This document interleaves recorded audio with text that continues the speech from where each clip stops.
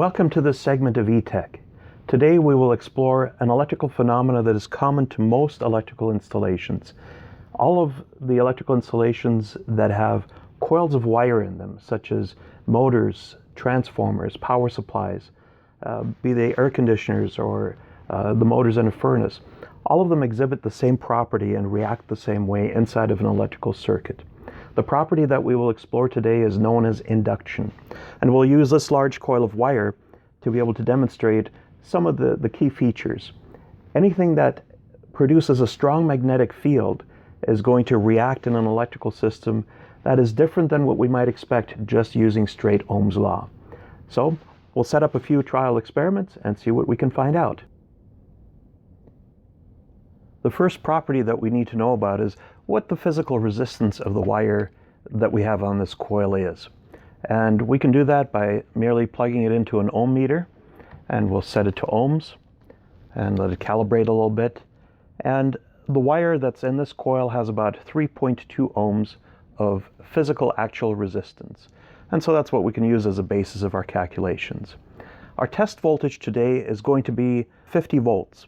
Now, if I were to simply apply 50 volts to this coil, Ohm's law would tell us that we would get a little bit over 15 amps current draw. Let's see if that is actually the case. We have our circuit set up so that I can measure my voltage on this left-hand meter and the amount of current that's being drawn in the circuit on this right-hand meter. And I will pick up the voltage to 50 volts and we'll observe how much current is actually being drawn or consumed by the circuit. Now, we will get a fair bit of buzzing, but everything is going to remain safe. So I'll start to pick up the voltage. And you can see the current starting to follow along.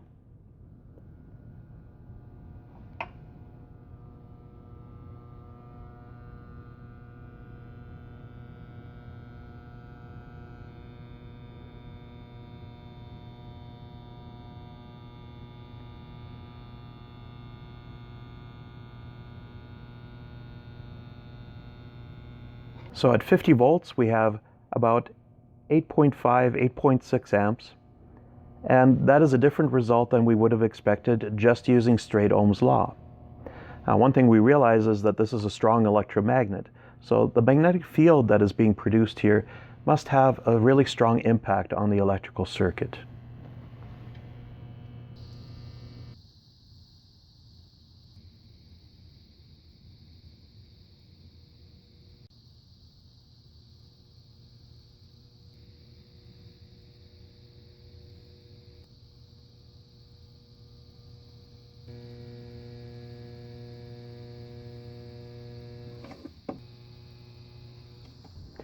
There are several things that we can measure to figure out what's actually going on in the circuit.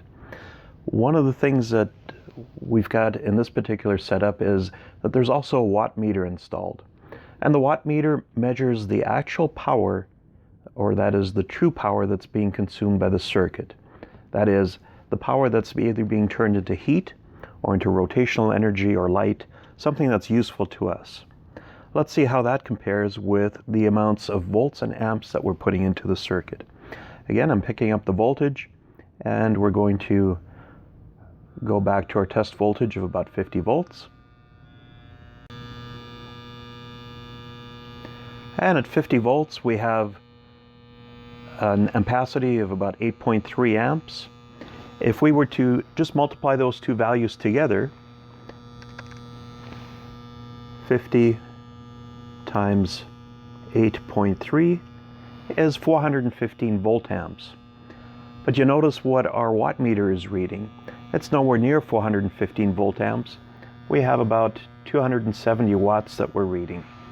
And that differs quite a bit from the volt amps that are there. So it differs from a resistive circuit. In a resistive circuit, we know that if we multiply volts times amps, it should equal the watts.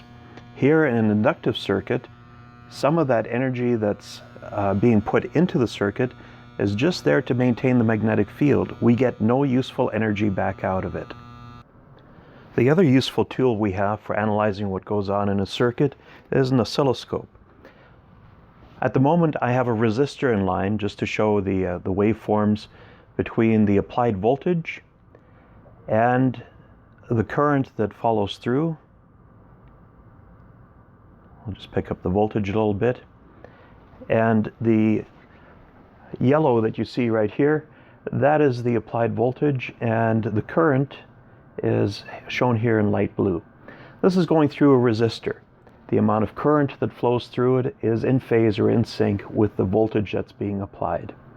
Let's see what this looks like when we, instead of a resistive load, put in an inductive load. And so I've taken the resistor out of the circuit and instead put in our original coil that we're using as an inductor. And I will slowly pick up the voltage. And you notice how different this looks from the previous example. Again, the yellow is our applied voltage right here, but you notice that there's a phase shift, a difference between when the applied voltage is present and when the current actually flows through the circuit. So having an oscilloscope also helps us to analyze what is happening time-wise in our circuit. In other words, when the voltage is at zero, there's still some current flowing. When the current is at zero, we actually have some voltage present. The two are not in sync, and this is much different than a resistive circuit. The distance that we have between these two waveforms would be the same as the phase angle that we could express when we draw this out as a triangle. Let's see if we can diagram that also. And so just a note that kind of sets the stage for what we're trying to draw. If we try to represent induction in a circuit versus the actual physical resistance, typically we represent that with a right triangle. Anything that is a true value, such as the actual resistance or the power in watts, that would go down at the base or the adjacent side. And so we can write resistance. We will also figure out the actual amount of power in watts. That would also go along the base. The hypotenuse, that's the long side of the triangle, is what the circuit actually looks like. So here we would have the actual current that is being drawn through here. We would have the voltamps, that's the apparent power, and we will also have the impedance.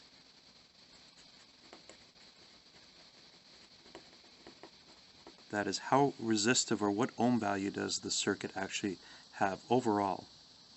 The part on the right here, the opposite side, that part is something that's lost to the system. In this case it's going to represent our inductive reactance, represented by X of L. That's also an ohm value. And if we express it in terms of power, this would be volt-amps reactive, or VARs. So here we've got volt-amps, true power in watts, and VARs, volt-amps reactive.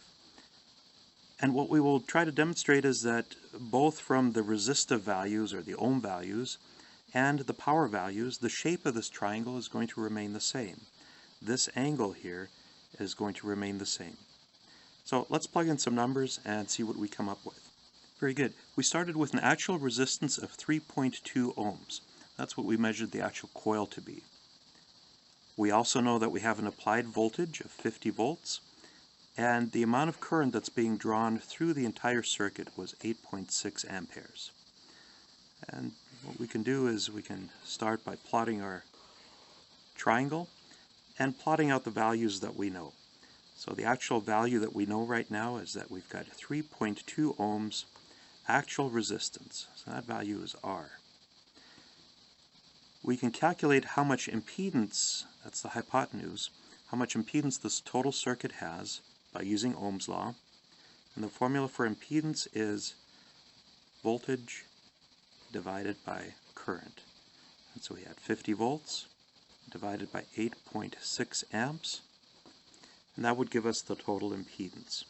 And if we plug that into our calculator, 50 divided by 8.6, we end up with about 5.81, let's say 5.8 ohms as the impedance.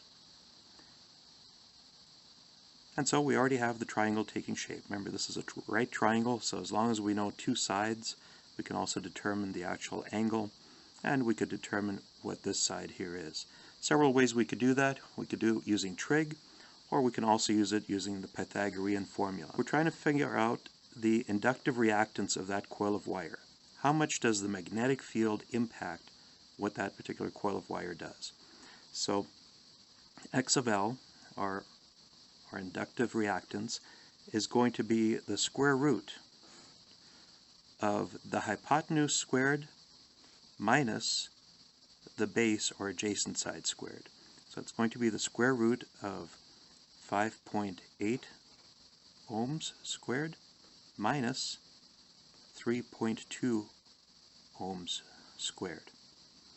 And when we punch that into the calculator, 5.8 squared minus 3.2 squared equals, and then the square root of that. Okay, and so we get about 4.83, we'll round it to one significant digit, 4.8 ohms. That is our inductive reactance. That is the contribution that we have in total by the magnetic field.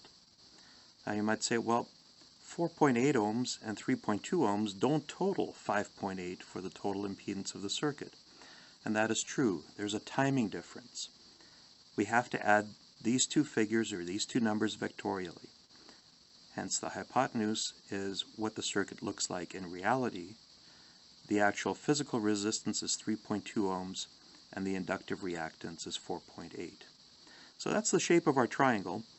Let's see if we can transpose that into some power numbers where we have actual power versus apparent power, and we can also see how much power is lost to the system in the magnetic field. Something that will help us understand the circuit a little better is, rather than drawing another triangle right now, I'm going to draw out the circuit as a series circuit. We have 50 volts applied and an inductor, that's the magnetic portion, as well as a resistive portion. So I'll draw a resistor right here. You might say, well, isn't it the same coil of wire that has both of these properties? And that's true. That same coil of wire has both the resistive and the inductive properties.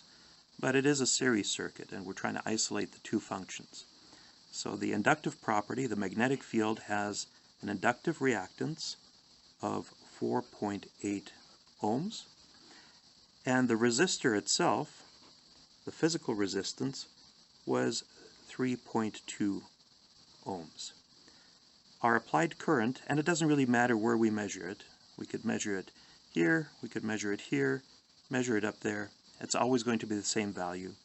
Our applied current is 8.6 amps.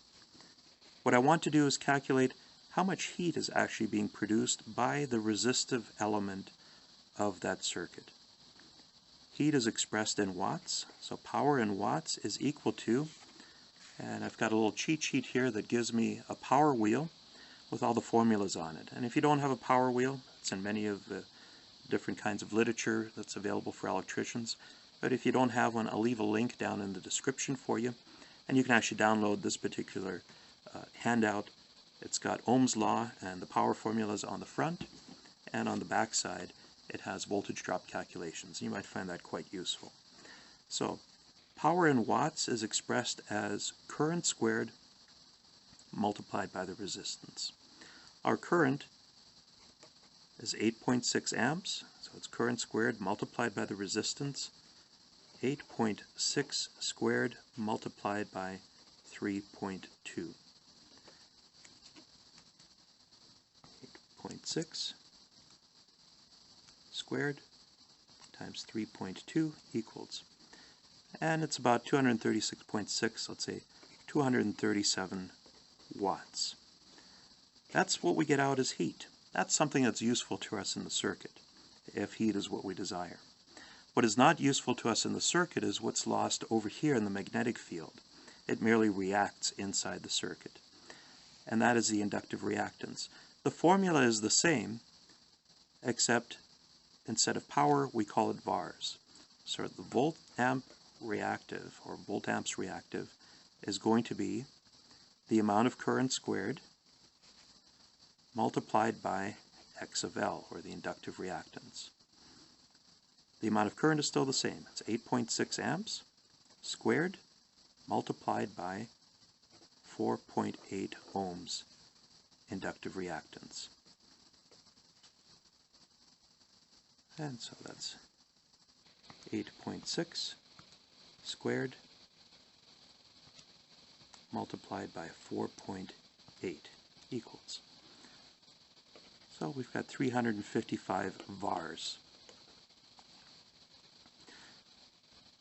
And then we want to know how much volt amps is the total circuit worth. And that's pretty easy to do. What we can do is we can take our 50 volts and multiply it by the 8.6 amps, and that'll give us our total volt amps in the circuit. So 50 times 8.6 equals 430 volt amps. Now I want to take these values and compare them with what I had for the resistances. And what I will do is I will compare them again, drawing a triangle. Here's my right triangle.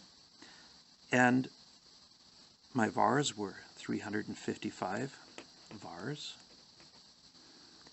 My power in watts was 237 watts. And my volt amps was 430 volt amps. To get the power factor, what we can do is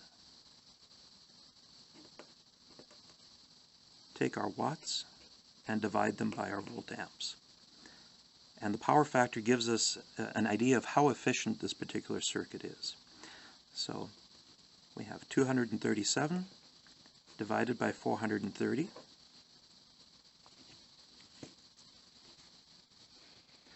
237 divided by 430 equals, well, about 0.55. So it's about 55% power factor. That's this particular circuit. Now interestingly, if we take our values that we had for resistance and impedance at the very beginning and plug those back in here, we had 3.2 ohms for our resistance. We had 4.8 ohms for our inductive reactance. And overall, the impedance of the circuit, we could figure that out as well. The impedance of the circuit is going to be the volts, or voltage, divided by the current. Our applied voltage was 50 volts. Our current was 8.6 amps. And we get a total system impedance of 5.8 ohms. Now let's compare those two values right here. 3.2 divided by 5.8. And it comes out with the same number. It comes out with the same 0.55. In other words, the ratio that we have from watts to volt amps is the same as the ratio from the actual ohm value versus the total impedance in the system. The other thing that we can figure out, now that we know the power factor, we actually have the ratio of these two sides, the hypotenuse and the adjacent side. That is the cosine function. If we know what the ratio is, we can do the following. We can take our 0.55, that's our ratio, and on the calculator see what the actual angle here is. If we were to draw this out accurately, what would this angle be? And so we've got 0.551. When you press second function or shift cosine, it tells us that is about 56.5 degrees. So that's 56.5 degrees. That's the actual angle. That then has a relationship back to the sine waves that we saw in our oscilloscope.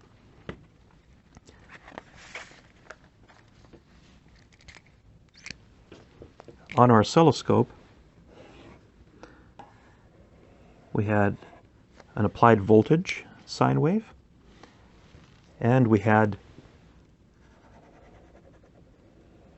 a current sine wave. And if we were to set some markers and find the distance between where they intersect, say the 0 line, or we could find peak-to-peak values. But what we would find is that that distance between them, one full sine wave is 360 degrees, but the offset between them, that section right there, would be 56.5 degrees.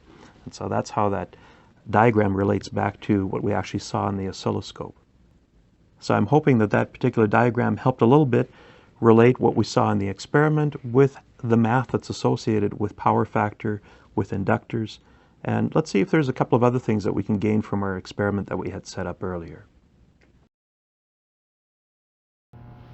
What the core of the inductor is wound around also makes a huge difference. Right now we've got a bunch of wire wound around essentially air. All we have is the magnetic field that's being created by the actual winding itself. But notice the change that we experience when we put something metallic in as the cord. And what you want to do is watch the amp meter on the left-hand side. So this meter right here, as we drop the core in, I'm feeling a very strong pull. It's an electromagnet, and it wants to, of course, grab that iron bar and pull it in. But you notice what happened to the ampacity. The amount of current being drawn went down by quite a bit. And if I were to take the core back out, the current goes up again.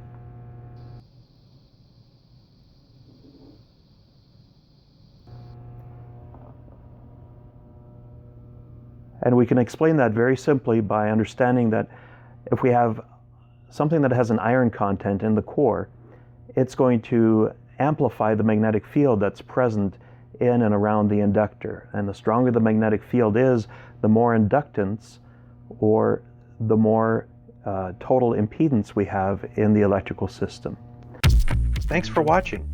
I hope you found this video useful. Don't forget to subscribe, and we'll see you next time.